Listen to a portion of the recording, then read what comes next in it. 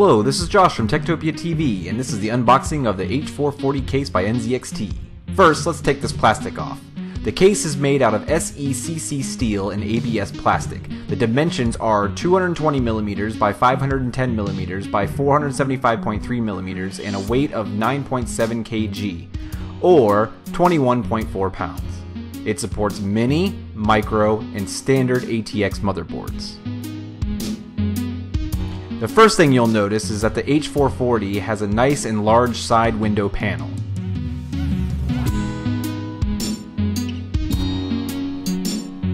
If we turn the case around, you can see the very simple and minimalistic front panel.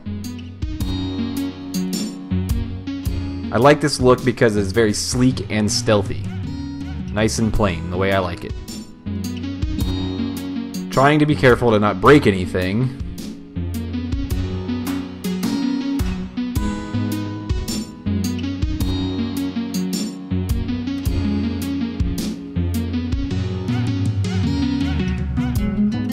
Once the panel is off, on the back side of the front panel you will see that there's a thick layer of sound deadening material to keep the fan and hardware noise to a minimum.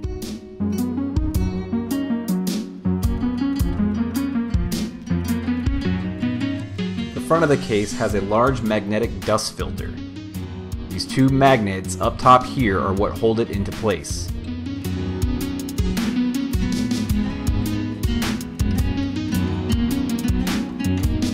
Slide it into the tab and the magnets handle the rest.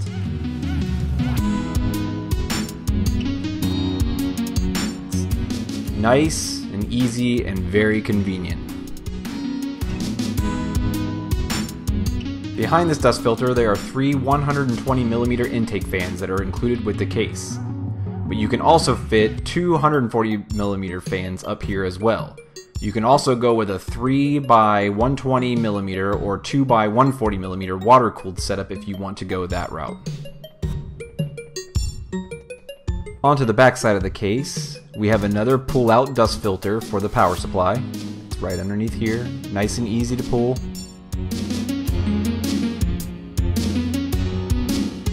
Blow it out, clean it out, pop her back in. This case actually has a bracket that screws onto the power supply itself. You remove the 4 screws from the back, attach the plate to the back of your power supply, and slide the power supply back in. Tighten down the 4 thumb screws and you're done. If you have a modular power supply, I highly recommend attaching all the cables that you'll need before installing the power supply. You'll see why later. Coming back around to the windowed side, the 2 thumb screws are captive screws, meaning that they stay with the panel and prevent you from losing them. I know I've done that one too many times. I will say that the side panels do seem a bit tough to take off though. Because of the captive ring on the thumb screws, sometimes they bind and cause the panel to stay locked in place. Inside the case, the first thing you'll notice is the large red panel with the NZXT logo. This will match the color of whatever version you decide to go with. On top is a spot for two 2.5-inch drives to be installed. Further inside, we have quite a few cable management holes for a nice clean install. Of course, it's all black metal on the inside, which is a huge plus in my book. The standoffs for the standard ATX motherboard have already been pre-installed, which is definitely a nice touch. This is where your power supply is hidden. This is a nice feature as I personally hate looking through the window and seeing my power supply.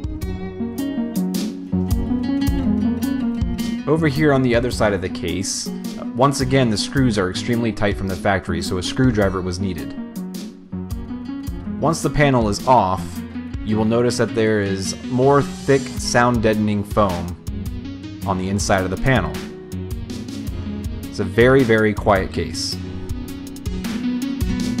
Here we have the 10-fan hub. This is for 3-pin fans only and all the included fans are plugged in here.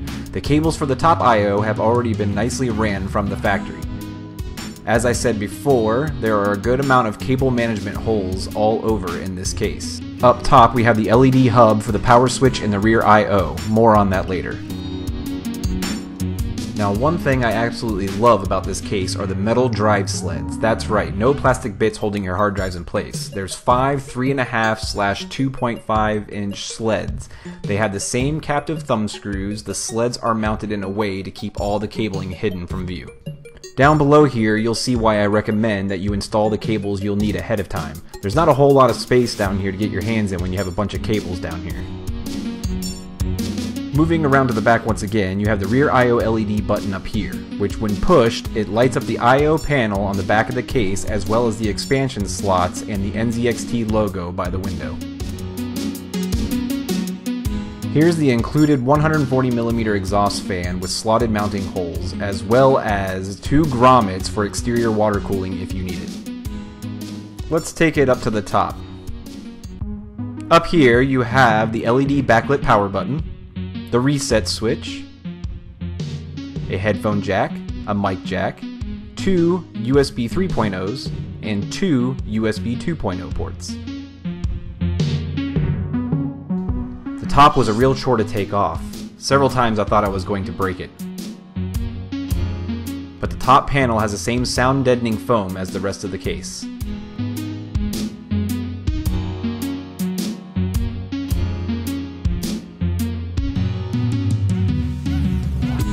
Up here you can fit 3 times 120mm or 2 times 140mm radiators. I decided to go with one 280mm radiator for my CPU cooler. So there you have it, the NZXT H440 case, built sturdy, cheap, and loads of options. I like it. Thank you for watching, and if you like this video, please like and subscribe.